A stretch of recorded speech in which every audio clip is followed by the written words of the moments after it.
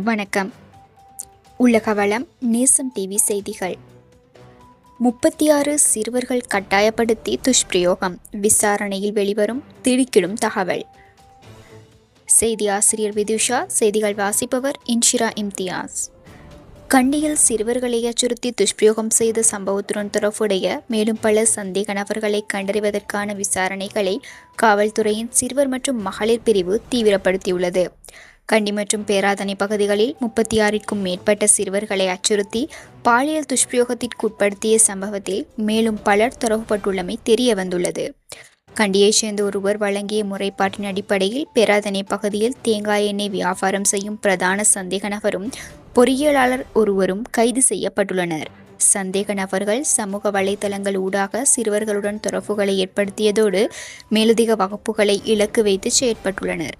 சிறுவர்களை துஷ்பிரயோகம் செய்யும் காட்சிகளை இரகசியமாக பதிவு செய்துள்ள சந்தேக நபர்கள் அந்த காணொளிகளை சமூக வலைதளங்களில் வெளியிடுவதாக அச்சுறுத்தி அவர்களை தொடர்ச்சியாக 3 இடங்களில் வைத்து துஷ்பிரயோகம் செய்துள்ளதாக விசாரணையில் தெரிய வந்துள்ளது.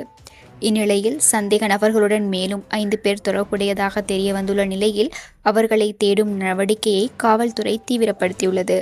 மேலும் சந்தேக நபர்களால் துஷ்பிரயோகம் செய்யப்பட்ட சிறுவர்கள் இருப்பார்களானால் அவர்கள் குறித்த தகவல்களை கண்டறிவதற்கான விசாரணைகளும் முடுக்கி விடப்பட்டுள்ளது.